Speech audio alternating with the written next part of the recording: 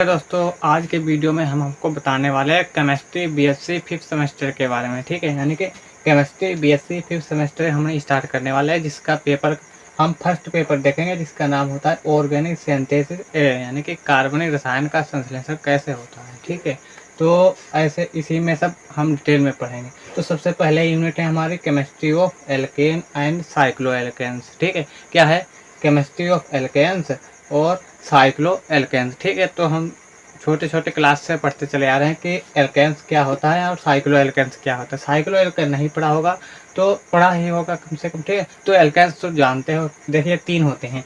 एक होता है alkane, alkenes, alkyne, sorry alkene and alkyne.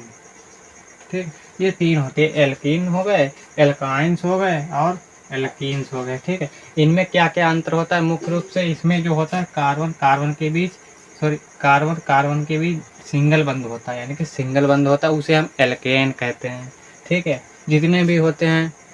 और यहाँ पर क्या होता है, कार्बन कार्बन के बीच क्या होता है, डबल बंध पाया जाता है, तो हम एल्केन कहते हैं। ठीक है, और इसमें कार्बन कार्बन के बीच कितने ट्रिपल बंध होते हैं, तो इसे हम एल्काइंस कहते हैं। ठीक है, इनमें ये सभी एल्काइंस हो गए, ये एल्केन हो गए, सॉरी एल्कीन हो गए, और ये क्या हो गए, एल्केन हो गए। ठीक है, एल्केन, एल्कीन और एल्काइन हो गए। ठीक है, एल्काइन में ट्रिपल बंध होता है और एल्केन में क्या डबल बंध होता है। ठीक, और एल्केन में क्या होता है, ट्रिपल बंध होता है। ठीक है, तो सिंपल यही बात है। एल्केन में क्या होता है, सिंगल बंध होता है, और एल्कीन में क्या होता है, डबल बंध, और एल्काइन में क्या होता है, ट्रिपल बंध होता है। ठीक है, तो आगे चलिए हम देखते हैं कि क्या होता है। देखिए जे वाला होता है वो सेचुरेटेड हाइड्रोकार्बन होता है। ठीक है, एल्केन होते हैं वो सेचुरेटेड हाइड्रोकार्बन होते हैं। ऐसे हाइड्रोकार्बन जिनके बंध जो होते हैं बिल्कुल संतुष्ट हो, यानी कि सेचुरेटेड हो, उन्हें हम क्या कहते हैं, सेचुरेटेड हाइड्रोकार्बन कहते हैं। और ये दोनों क्या होता है, अनसेचुरेटेड होते हैं,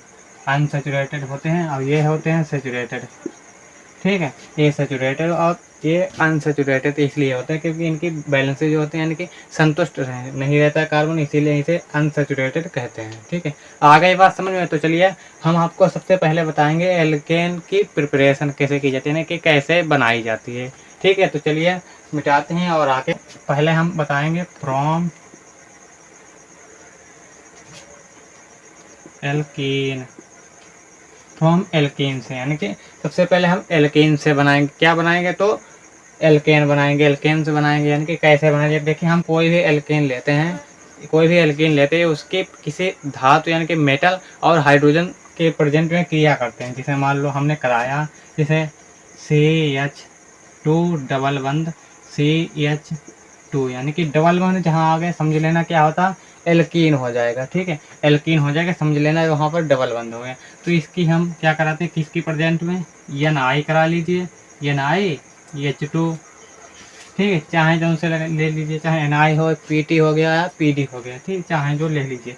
इसकी जगह पर PT भी ले सकते हैं, या इसकी जगह पर हम PD भी ले सकते हैं। ठीक है, हम क्रिया कराते हैं तो ये देखिए ये वाला बंध टूट जाएगा, यानी कि ये वाला बंध टूट जाएगा, तो यहाँ पर से एक हाइड्रोजन, सॉरी ये वाला बंध टूटेगा। ठीक, ये वाला बंध टूटेगा तो ये एक जगह यहाँ पर हो जाएगी खाली, और ये यहाँ पर जगह हो जाएगी खाली। ठीक है, तो ये 2 हाइड्रोजन हैं, ये 2 हाइड्रोजन है, एक इसके पास हाइड्रोजन चला जाएगा और इसके बाद एक चला जाएगा, तो हो जाएगा भाई CH3 सिंगल बंध, CH3 हो गया।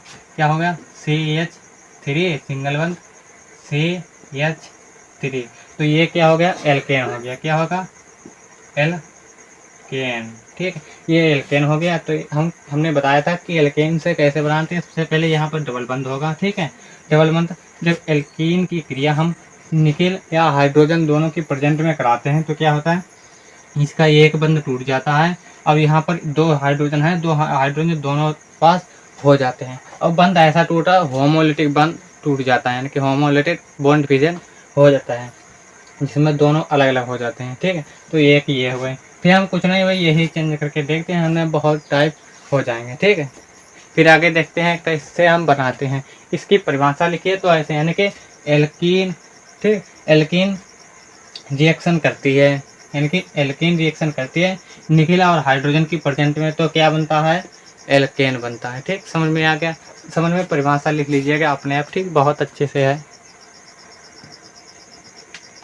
अब हम देखते हैं बुट रिएक्शन यानी कि क्या होते हैं, बहुत ही इंपॉर्टेंट है। ठीक है, वो भी 7 नंबर में आ सकती है बिल्कुल। ठीक है, बुट रिएक्शन समझेंगे और उसका मैकेनिज्म कैसे होता है वो भी हम समझेंगे। ठीक है, तो बुट अभिक्रिया क्या होती है, एक वैज्ञानिक बुट हो गए। ठीक है, उन्होंने एक रिएक्शन देते जिसे हम बुट रिएक्शन कहते हैं, बुट अभिक्रिया कहते हैं। ठीक है, जो भी क्लास 12 वाले बच्चों हैं वो भी देख सकते हैं और PSC वाले भी बच्चे देख सकते हैं। तो चलिए देखते हैं बुट अभिक्रिया क्या होती है। जब एल्किल हैलाइड की क्रिया सोडियम मेटल से करते हैं, किसकी, एल्किल हैलाइड की क्रिया सोडियम मेटल से करते हैं और किसकी, ड्राई ईथर की प्रेजेंट में, तो क्या होता है, हमारा एल्केन बनता है। ठीक, आर हो गया, सॉरी यहाँ पर 2 होंगे। ठीक है, चाहे इसलिए ऐसे लिख दीजिए, हम अभी दोनों प्रकार के ही बताएंगे। ठीक है, तो आर हो गया प्लस 2 NaX। एक तो ये अभिक्रिया कैसे हुई देखिए, यहाँ पर 2 R का मतलब होता है, इसे हम ऐसे तरीके से भी लिख सकते हैं जैसे RX। ठीक है, तो RX। ठीक है, तो ये Na जो हो गया, यहाँ पर बॉन्ड टूटा, ये Na ये वाला जितना हो जो बाद में निकला है 2RX। ठीक है, यानी कि 2 Na है और X भी है। ठीक है, 2 NaXX हो गया। ठीक, फिर बचा क्या, R और R बचा, ये दोनों को आपस में जोड़ दिए। जब ये R है तो यही को कहते हैं एल्केन कहते हैं। ठीक, समझ में आ गया, आराम से समझ में आ गया होगा। फिर दूसरे तरीके से क्या है, दूसरी तरीके से हम ऐसे RX plus 2 Na plus RX। ठीक है, तो ये वाली अभिक्रिया कैसी, ये भी समझ में आ जाएगी। ठीक है, देखिए ये वाला X हो गया, ये वाला और ये वाला X, ये आपसे आपस में क्या करेंगे, निकल जाएंगे आराम से। ठीक है, निकल जाएंगे तो देखिए क्या हो गया, Na2NaX हो गया। जो बाद में निकले, एक ए वाला R को जोड़ दीजिए आप, R हो गया। तो क्या हो गया, ये भी क्या बन गया, एल्केन बन गया। ठीक, आपस समझ में आ गया होगा। अब चलिए हम थोड़ा बहुत एग्जाम्पल लेके चलते हैं, क्या कहते हैं, क्या करें, कैसे लिखेंगे। यानी कि जब एल्किल हैलाइड की क्रिया सोडियम मेटल की प्रेजेंट में, सोडियम मेटल के साथ होती है, किसकी, ड्राई ईथर की प्रेजेंट में होती है, तो एल्केन बनते हैं। कैसे लिखेंगे, एल्किल हैलाइड की क्रिया सोडियम मेटल के साथ होती है और किसकी प्रेजेंट में, तो ड्राई ईथर की प्रेजेंट में होती है, तो क्या, एल्केन बनता है। बस इतनी सिंपल सी परिभाषा है, बहुत अच्छे से समझ में आ गया होगा। फिर आगे इसका देखेंगे, इसका उदाहरण भी देखेंगे कैसे एग्जाम्पल होता है। देखिए अब हम इसका क्या करते हैं, एग्जाम्पल लिखते हैं। एग्जाम्पल में कौन कौन सा लिखते हैं, हम सीधे सीधे लेते हैं एल्किल हैलाइड, कौन से, CH3Cl। ठीक है, इसे हम इस तरीके से भी अभी हम दिखाएंगे बिल्कुल संरचना के हिसाब से। ठीक, प्लस इसकी किससे क्रिया होती है, 2Na। ठीक है, प्लस एक और ले लीजिए CH3, एक और ले लीजिए, CH3Cl। ठीक, इसमें क्या करेंगे, ये वाला बॉन्ड टूटा, यहाँ से Cl निकला, यहाँ से Na निकला, और फिर यहाँ से ये वाला बॉन्ड टूटा, यहाँ से निकलेगा Cl। ठीक है, अब इसके जितने भी हम ये वाला 2NaCl ये दोनों को निकाल दीजिए। कैसे निकलेगा, अब ड्राई ईथर ले लेंगे। ठीक है, ड्राई ईथर ले लेंगे और यहाँ पर क्या हो गया, सबसे बाद में 2NaCl यानी कि नमक हमें 2 डलिया मिल गया, समझ लीजिए ऐसे। ठीक है, प्लस उसके बाद क्या हो गया, क्या बचा, CH3 बचा और CH3, इन दोनों को आपस में जोड़ दीजिए, CH3। ठीक है, क्या हो गया, ये क्या बन गया, एल्केन। ठीक, एल्केन बन गया। तो क्या हो गया, CH3 निकल गया, एल्केन बन गया। ठीक है, और कैसे, जैसे मान लो यहाँ पर क्या होता, हम बताएंगे। यहाँ पर एक बॉन्ड टूट गया तो इसके ऊपर क्या हो गया, एक इलेक्ट्रॉन मतलब एक रेडिकल हो गया। ठीक, और ये वाला Cl, तो यहाँ पर Na हो गया। ठीक है, तो यहाँ पर ये वाला बॉन्ड टूट गया और यहाँ से ये वाला बॉन्ड टूट गया। ठीक, तो ये दोनों फ्री रेडिकल वाले हो गए, तो ये CH3 और ये CH3 आपस में क्रिया करके CH3 बन जाएंगे सिंगल बंध के साथ, और सिंगल बंध जहाँ होगा वहाँ पर क्या होगा, एल्केन होगा। ठीक है, समझ में आ गया होगा। और यहाँ पर एक Cl बचा, एक यहाँ पर बचा, तो ये दोनों मिल जाएंगे, Cl बन जाएंगे 2 और प्लस 2Na ये बचा, ये चारों मिलकर क्या ये कंपाउंड बनाएंगे जिसका नाम है 2NaCl हो गया। ठीक, समझ में आ गया होगा। ठीक है, तो चलिए अब हम इसके देखते हैं मैकेनिज्म। चलिए अब हम आपको समझाते हैं बूट अभिक्रिया के मैकेनिज्म, यानी कि कैसे कैसे अभिक्रिया हो गई। सबसे पहले देखते हैं क्या बताएगा इस स्टेप में क्या होगा, यानी कि फ्री रेडिकल बनेगा। कैसे, जैसे मान लो यहाँ पर क्या बनेगा CH3 और Cl हो गया, ठीक।